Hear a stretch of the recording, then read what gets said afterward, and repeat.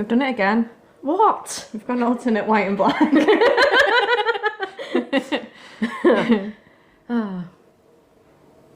Hello and welcome to episode 8. So this one we are going to cover we are going to cover a little bit of life, a little bit of nutrition and online coaching versus what Mel would say a PT / personal training. I mean, that's been drummed down into me now that it's not PT. Yes. That's not what you do anyway. No, there is a difference, which we will touch on. But I am going to start with nutrition, but Mel's going to update us on why, if you are watching the videos, why we are dressed probably a bit nicer than what we normally are. We've made an effort. Yeah, if anybody's following the saga, the drama, it's like EastEnders tune in every week. Thankfully there's no dramas. We are on date. Well, we're on a double date tonight. I'm not sure whether this is a good idea or a bad idea. We'll find out in a couple of hours. We're having our first double date, so it's with Mike and Phil. We will put the names out there now. Any A-listers will know. But I don't know what date. I haven't counted the dates because I've met Mike before, so really I'm continuing on from that. So, but if we were counting this, I don't know. I feel like we're on 5 or 6. Yeah, of number of occasions we've met. So now we're introducing, because obviously me and Mel come as a package. So yeah, we're laughing, but it's true. Yeah. But hopefully we have a good time. We will update everyone on number 9 and see if they survive after today. See if they want to get involved. No, but yeah. Just a note out there for all the women: don't drop your friends when you get a fella. Just fucking include them in it. Yeah, there you go. Take them on the dates. Drag them along for the ride. Yeah. Right. Without further ado, because I said adieu, and people picked up on this last time I did it. We will actually go into the podcast now because we've got half an hour until we need to leave. Mm-hmm. We are having Cur Royales at the moment, so if we progressively get more slurry, then that might be why. I've renamed it a Claire Royale, so a little bit of Prosecco, some Chambord, and we've put some raspberries in there for the aesthetics. So Nathan at you will be proud, and I still expect him to rename his drink after me. You've not put the cocktail together though. No, but I don't care. My name's Windsor, and it's Royal, so right. It's a Royale. Fair enough. Claire Royale. I thought you were claiming this cocktail in particular. No, but I might do. Okay. No one's copyrighted it. I'm taking it. Okay, so on to nutrition. And obviously we have just proven that you can still live a balanced life and have fun as well. People's perception on diets and what it has to be. I'm going to let Mel take this away first, because obviously she started as a client with me. Was there anything you went in when you first started? Did you think you'd have to give up X, Y, Z? Yeah, definitely for sure. I think it was really interesting because you naturally have the diet foods, don't you? You naturally have. I've got a cut. Well, it's more a list of the don'ts that you can't have, isn't it? It's a lot of the stuff that don't have the pizzas, don't have the burgers, don't have anything fried. And naturally, it's the diet stuff is the chicken, the rice, and the absolute blandest food, the saddest food that which you've ever I did seen. for years, and the sustainability of it is very, very small. Unless you are a competitive bodybuilder, it's highly unlikely that Gen Pop is going to stick to chicken and rice, because I mean, I did it. It was chicken, rice, spinach, and egg, just in a bowl. The bowl of sadness that did not last because it was Monday to Friday. And then what would happen on a weekend? You go all out. Double-decker waffles. And it's a slippery slope. You don't get results that way. So not associating nutrition with a, quote, diet. I just find it really sad, though, because, I was one of those where you assume that you have to kind of cut and really, really cut back. And for to a degree, you do have to be more mindful of what you're eating and what you're putting in your body. Yeah. But that doesn't mean that you have to punish yourself for it. I've seen so many people go, I've got to go straight to the bare bones basic stuff, and sometimes that works for people when you're doing lots and lots of meal prepping. Sometimes you have to get the kind of basics right first, and you have to get the things right first. But it doesn't mean that you can't go out and have the pizzas and have the burgers. Like, if anything, you'd be more surprised that some of those things are better for you than the healthier quote stuff. Yeah, we'll touch on when you're just starting further into the podcast, but I always think with people, they go straight to restrictive, straight to suffering. everything's eliminated, every happiness, every shred of hope that they ever had is just... It's such a weird mindset though. Like, I mean, I feel like I'm on the other side of it, which is, you know, the preachy side, but it's weird to think that someone goes, I'm going to go on a diet, and then just completely changes the way that they want to eat. If you think about it psychologically, it's just bonkers, because that's never going to last beyond that time frame that you've given yourself. Like, why don't you just actually think about actually implementing foods that are good for you, and then allowing those foods that you want into your life? It's the 80-20 rule. We always say 80% nutritionally dense, 20% quote shit food or fun food that you are actually going to enjoy. But obviously people, when they constantly restrict themselves, they get stuck in that constant fat loss phase. They never leave it because they can't sustain it, and then it's that vicious circle. So having clear goals on what you want to do, especially with obviously your nutrition and where you want to be, it's going to be a big factor. That's where potentially a coach would come in and break it down, having a look at your starting point, see where you are, and then taking on from that. Would you have known that before starting, that it was in stages? Did you just think you're going to get from A to B? Yeah. Absolutely. I mean, to be fair, obviously with Mel's adherence and checking in, it did only take 10, 11 months? Yeah, I mean, with my nutrition, and I can only speak from my experience, is that I had to focus on. We went on GSN meals for a good while, didn't I? Yeah, and I did slowly remove that, because one, it is expensive, and two, if you're in a place where you haven't got the GSM meals, that plaster's come off, and then you haven't really learned anything. Yeah, I found that. I think I was on the GSN box meals from probably November through till January, and then I started to wean me off them. Yeah, slowly implementing cooking meal preps, but knowing that it doesn't have to take hours or be super complicated. Yeah. Because I think everything that I do takes me about 5 or 10 minutes, and obviously the air fryer slipping into adulthood was maybe a game changer that I did resist for a while. What have you actually cooked in your air fryer? Chicken. Chicken that I had to stuff. She's ventured out. No, a steak should always be done on a griddle pan over a flame for me. Yeah, I mean, I'm not a snake connoisseur. That's another question altogether.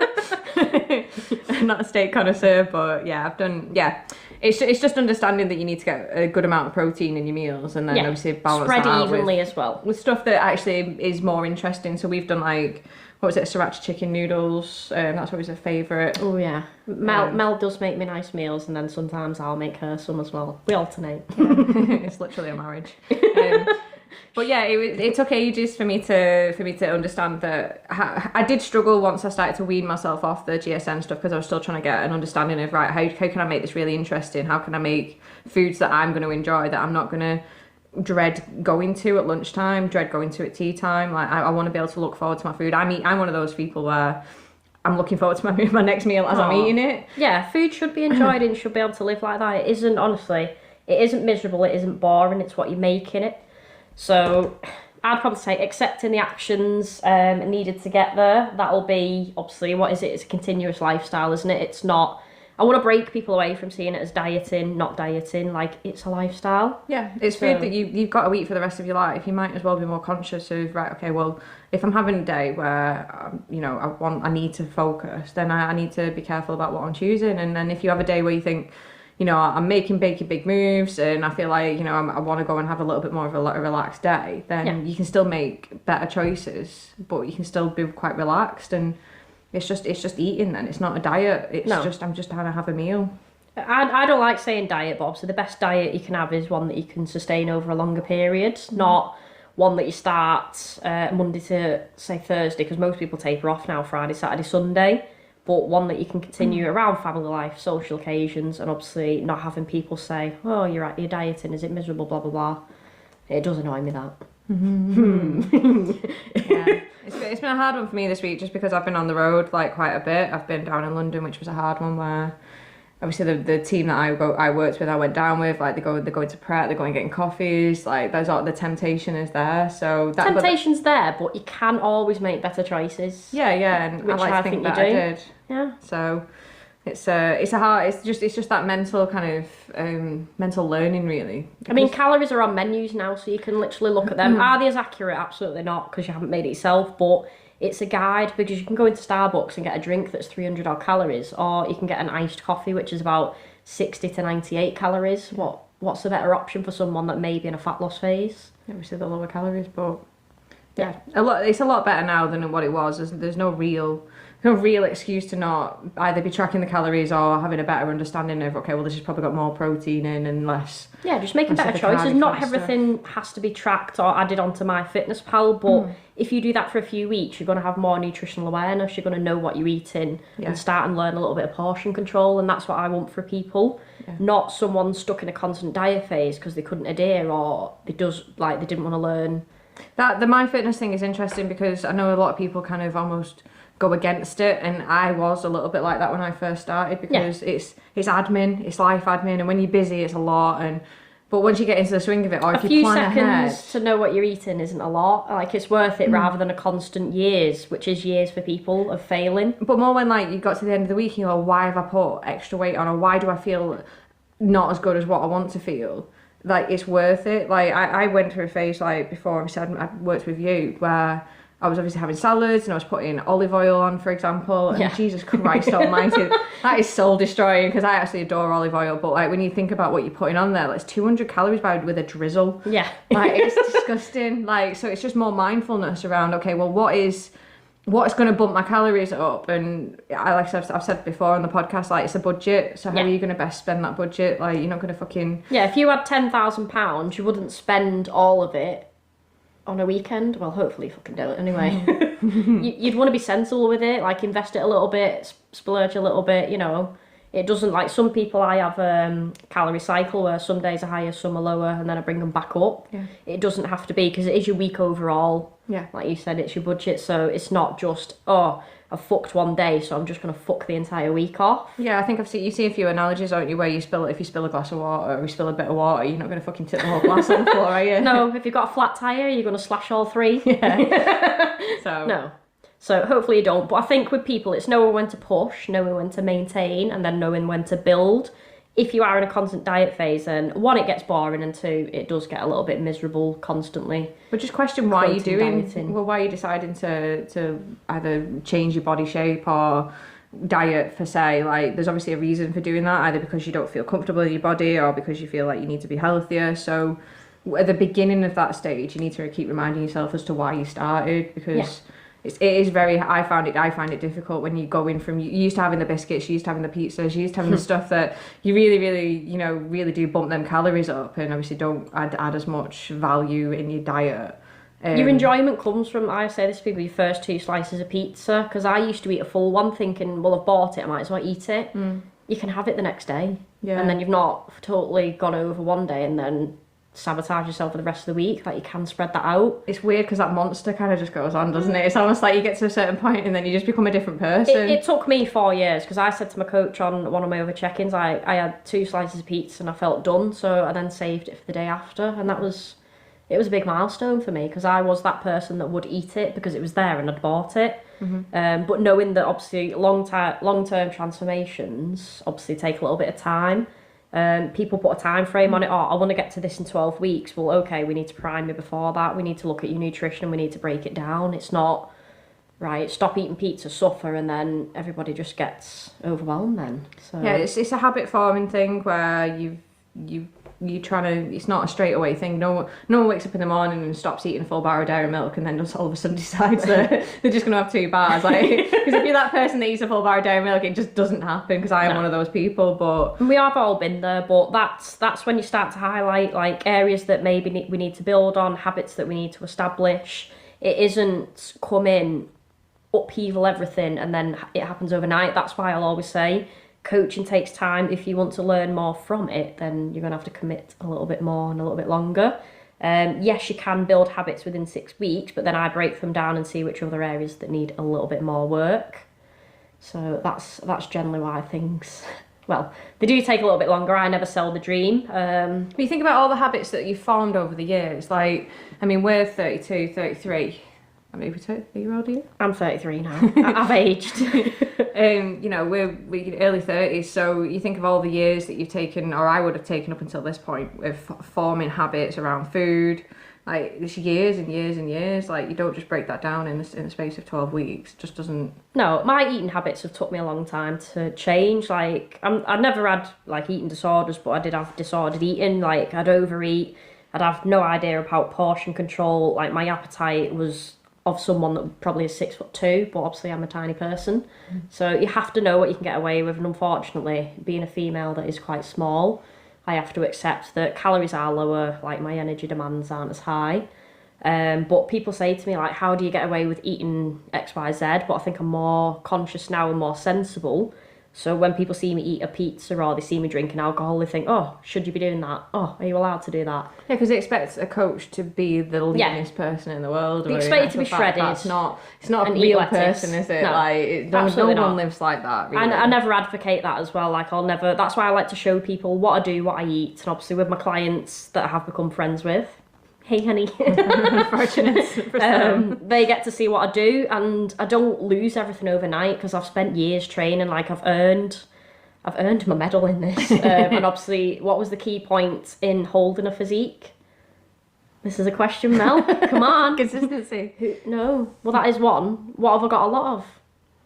I don't know. How do you maintain a physique all year round? What's that key element?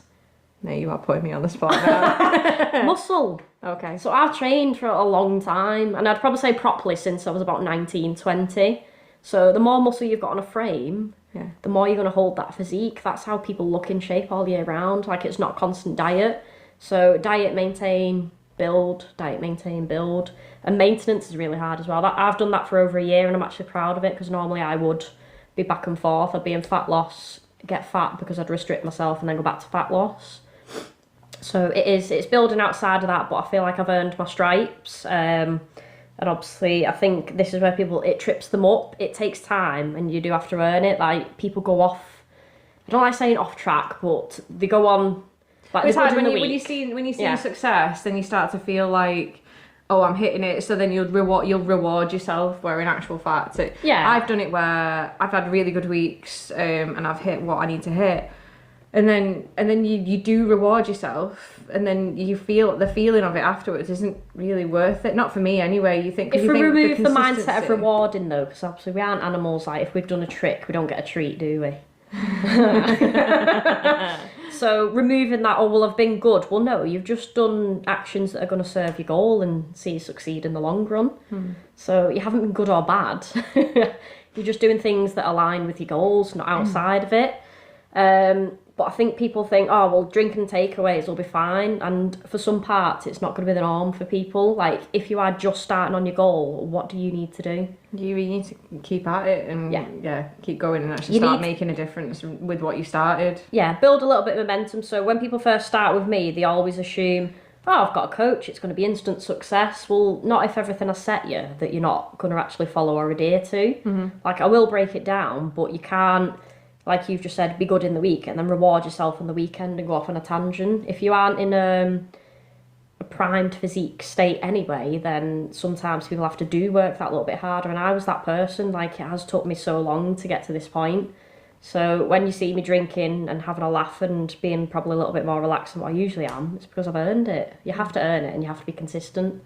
That's where people fall. That's why a lot of people do give up as well. Like, because they're not seeing that instant result, are they? They're not, and that's the hardest. That is the hardest bit. I think we spoke about it before. Where them first 3 months are the hardest, because you feel like you get into the gym, you feel like you've made massive life changes, because obviously if you weren't doing that before, then that's going to feel mega. But then when you're not seeing that instant result, then that's when it starts to become disheartening. But if anybody out there is listening and feels that way, then you've just got to keep breaking through and keep reminding yourself why you're doing it. Have that end goal in mind, get pushed past those points, because it is worth it. Yeah, your health is for life. Like, are the aesthetics the be all and end all? No, but they are a byproduct of working hard, eating well, and showing up for yourself. Do you want to get to a point when you're older where you can't even play with your kids or get upstairs because you've neglected your health and not looked after yourself? I don't want to be that person. No, well, I want to be one of those older women that can still walk around like the gorgeous cities of Europe if I want to. Like together, Mel. We'll see. Oh. We are planning a next break. Yeah. She just doesn't want to tell anyone.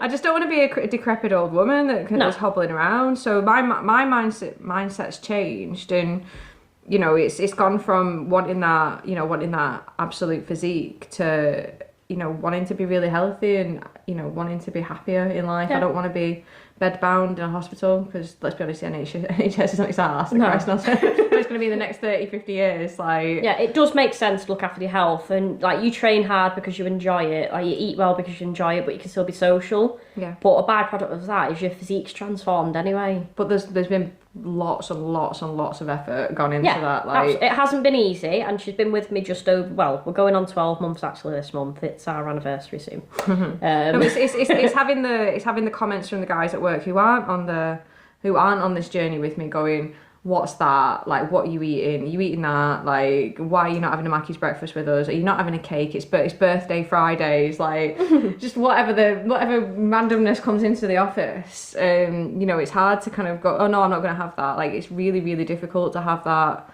self-restraint and that, okay, well, I'm on this journey and I'm going to stick to it. And it's probably because of Claire that I've had to, you know, obviously ring into you, haven't I, and go, well, I've done this or I haven't done that. Like, so that's what's kind of, that adherence has kept me on track, which, you know, you're far scary. You're not scary. I am not.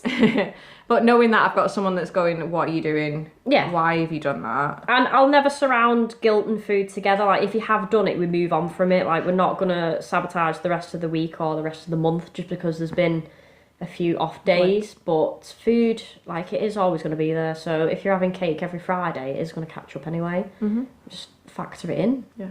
You want that cake? You got that cake, honey? I love birthday cake as well. But we can wrap this in and turn it into, like, your perception, because, you know, this is like a thing for me. Online coaching versus a PT, where it's just personal training, and the difference between that. So I want to hear your perception on it, and then obviously I can go off on a little bit of a tangent of the different options within that. So go on. I mean, I hadn't had much experience of a PT before you. I think you obviously, like, you are the only person that's really kind of had that opportunity to work with me and my physique goals. There was a period where I was doing a lot of classes, and I think I'd engaged with a PT. And obviously at the time when I spoke to you, I thought that's what I was getting. So yeah, with the previous experience, I think, to be honest, it lasted one session. And I was like, no, this is it for me. Just because I think he'd just kind of he took me too hard in the first session. He'd not really understood what I was after, why I was doing it. Yeah.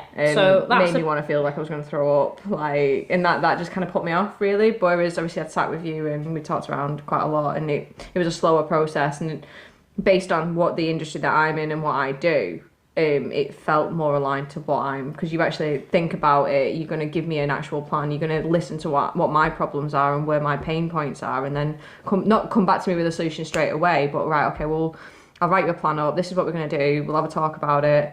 It felt more considered than, all right, we're just going to fucking blast through the gym, we're going to give you a training plan, we're going to fucking get through this. Like, it's more right, okay, well, here's the roadmap and here's how we're going to help you get there. Yeah, so with PTs, like, some of them, they don't give you plans, they don't give you nutrition, they're not going to give you that support, and their aim in that session is to smash you into the ground so you feel like you've worked. Mm-hmm. And obviously back in the day when I first started, like, that was me. I did do that with clients, like, they throw up outside and I feel like, yeah, I've fucking done it, I've killed them, that's it. But obviously nobody gains from that, and it can put people off. You're not going to help them in the long run. But online coaching, and obviously my coaching overall is hybrid, where people have got that personal training sessions. Sorry, Mel was getting undressed. She took her coat off. I tried to do that without the mic picking it up. But having them in-person sessions, but it is the outside that helps you succeed within coaching. So for people that have, like, only had a PT but never experienced a coach, they don't know what they're getting. They don't see value in the online because they haven't had it, even though they want to get, say, fat loss results or body composition transformations. Like, you won't get that from just having a PT session a week. Like, you have to do your check-ins, you have to have that accountability, and you have to be supported throughout. I'll always say the best transformations and the best results and the best journeys are the clients that check in. Obviously, with my guys, they'll check in either weekly or fortnightly, and these are the ones that do succeed because 1, I can manage it, 2, I can help you progress, and 3, I can break down any barriers. We aren't just checking in when we've had a good week. It's always the weeks that you're struggling that you need that support, and that's the difference between having a PT that's going to smash you into the ground, maybe give you a training plan and probably a nutrition guidance, or having a coach that breaks everything down over the longer periods that's going to support you in your goals and see you succeed individually. Yeah, I'd say that a PT is more short term and a coach is more long term. If you want to maintain and can keep that consistency and work towards a bigger goal, then a coach is definitely what you're looking for. Yeah, so online coaching is going to help you succeed. If you just want to work on form and technique and not have any of the other aspects covered, then a PT is fine. But I'd say 9 out of 10 people do want them results, so that's when the online coaching is going to benefit people more. And I think they think, oh, well, I'm not seeing them, I can't see the value in that. But it is like you don't gain from the sessions, your transformation comes from what we do outside of it. Yeah. Would you agree? 100%. It's more to do with obviously having that accountability, having someone that you can go, I'm thinking about this, or I've just having that chime in where you can go, you've got someone that if you've got a question, then you're on hand, aren't you? Yeah. Whereas that PT session is that hour and that hour only. Yeah, and then I think with clients that have been face-to-face within the hour sessions, they kind of didn't value the check-in process. So with me, it'd be like 50% people would check in, 50% wouldn't because they saw me in person. But the ones that were checking in were absolutely flying. And then obviously you've got people saying, well, how are they doing this and I'm not? Well, they're checking in, like they're accountable. Yeah. And they're following like the advice that I've given throughout them check-ins. And if you think about it from our point of view as like the clients, like obviously you are dedicating that time to obviously there's a reason, obviously you've got your app now, which obviously launched like a couple of months ago, which has helped. I think quite a few people have commented and saying how much more beneficial it's been for adherence and accuracy, and obviously you can now check cross-reference like what the training, any sort of daily habits, then you are able then to analyse that with the knowledge that you've got, then to go actually, well, such a body's feeling a certain way this week, right, well, we maybe need to do this and this. So it's a bit more analytical rather than just within that hour session you've got no chance of gaining something off anybody because they're either coming to you with the dump of the day or they've not started the day yet and the week's coming, and then you're focusing on the actual movements, you're not focusing on them as the bigger picture. So the check-ins for a client are more around like you can then give us that dedicated time to go, here's what, I'm seeing everything that you're doing, I'm analysing it, and here's my knowledge and expertise, and here's how we're going to change things if you need it. Yeah. So for me, it is like the online coaching is the huge aspect. That's how you're going to succeed. That's how you're going to actually achieve your goals, and it isn't in that. As much as I love obviously spending an hour just playing with people, teaching them how to train. No, I didn't touch anyone. I didn't do it, officer. It is the outside, and obviously I have a coach myself. Like that accountability, showing up. Like when you're struggling, when you're winning, you should be showing up regardless, and that is how you're going to succeed. Yeah. So if there's any, and the weeks that are harder, the ones where you feel like you've not succeeded, are the ones where you need the check-ins the most. That's when you need the support, and people think, well, I haven't had a good week. It's been shit. I'm not going to check in. Well, that's when you need it more. That's when you need me to fucking wave my flag, or sometimes a little bit of tough love. Like, I won't say someone's doing well if they're not, but I will support them and help them and get them to that point. And I think some people can do it in 6 to 8 weeks. Some people can do it in 6 to 8 months. Like, everybody's time frame's different. So don't watch what anyone else is doing, but just show up for yourself, and obviously a coach as well for the accountability. Yeah, and the weeks where you are doing well, it's always quite nice when you get them little pats on the back. I mean, I love hyping people up. I'll be your biggest wingman and hype man. Well, I'm a woman actually. Cheerleader. I'll be your cheerleader. That's the word that you were looking for. Yeah, I couldn't find it, but Mel's here. She is my the yin to my yang. Sometimes I can finish a sentence, so not quite there yet. But no, hopefully this does give people a clear idea on nutrition. Doesn't have to be suffering and fucking miserable. Pain and depressing and sad. Yeah. And obviously you can achieve your goals. A coach is going to help you get there.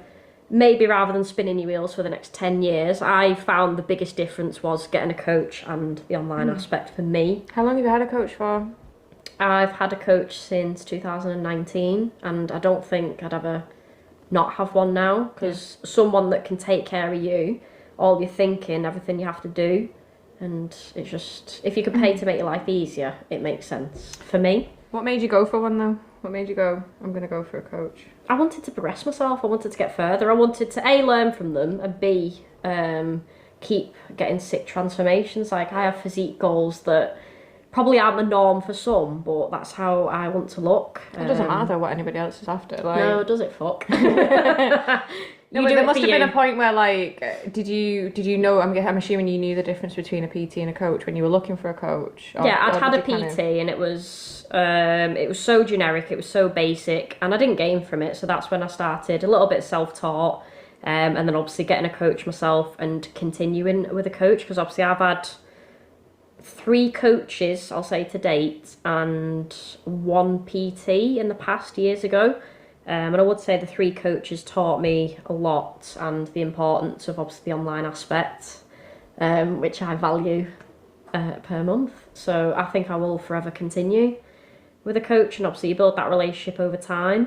So obviously a lot of my guys have been with me over 3 years nearly. So not because they need me, but it's that accountability, keeping them on track and helping them succeed in life. Well, it might be a poor analogy this, but without it sounding wanky, it's almost like the doctor's kind of record, isn't it? Is that you know where they've been from that start to finish. So and you get to go through different transitions. Yeah, you take them on different journeys depending on what they're for, because obviously people's goals change as they hit certain milestones, I imagine, and there's also elements of, that fucking hell, like, you turn up with people in like different life cycles. Some people might come to you because they're getting married, and then you might find a couple of years later it's because they're having a baby. Like, that changes, doesn't it? So having a coach that understands all of that must be really beneficial. Yeah, and I have literally had clients go through that process as well. So I've worked with many clients, a male and female, and do you know what? It's still, each transformation and each journey still feels like the first one for me, and it's always as exciting. As soppy as that sounds, like, I'm proud of you all, kids. Well done. We will wrap it up there, because we have 4 minutes until we need to leave for our date. But if anyone is struggling or they want to start the journey, they don't know how, as much as resting bitch face I have got, I am actually quite friendly. And yeah, she's all right. Yeah. Online coaching applicants is open now. Yeah. So you can drop me a DM, slip in the DMs, or you can fill out a coaching application online where I do take some details to get to know you, and then obviously we jump on a call. So yes, I would just genuinely say, and obviously I am just saying this because I'm not just saying this because I'm your friend and your client, but I think it's at least worth a conversation just with someone like Claire or Claire. Just to find out like what the next steps are for you if you are considering. I mean, we're in the middle of we're at the start of July now, so I wouldn't say summer body ready is the thing, because obviously that's not right. No, but like, definitely starting that that thinking. I mean, I started in July, and that was just more down to the fact that I was ready to start committing to myself. So it's just more of what are your focus goals, and just have a conversation, like, what's the worst thing that can happen? Yeah, not waiting for that perfect time as well, because time is going to pass regardless. And I think people think, I'll wait till my holiday's done, I'll wait until this, that, I'll wait till my goldfish is graduated, whatever. They'll always wait. Like, people wait, and then they wait too long and they regret that time that they've then wasted. Yeah, the milestones are ridiculous. Like, I think I absolutely 100% admire the people that start coaching in December, because fair play to you, but it doesn't matter. No. Because whichever time, there's never going to be a perfect time to start. Whether you start in the summer, it doesn't matter because it's going to be autumn soon, so I'm going to have loads of jumpers on. Like, whatever time that starts, it doesn't really matter. Just get started. Just because at some point you're gonna have to at some point, or the opposite is to not do anything at all. Exactly. And probably regret it. Imperfect action, something is always better than nothing. So we will leave it there. Hopefully you've enjoyed this one, and it's nice to be back with Mel. It was weird talking to myself the other day. 2 kindred spirits reunited. But yes, we will have more to come. And season 1, there's only 2 episodes left of this, and then we progress to season 2. We're gonna have a break. Yeah, buddy. But no, if anyone has any questions or they want to start the coaching, I am always happy to help and have a chat first. Yeah. All the best, guys. Have a good day.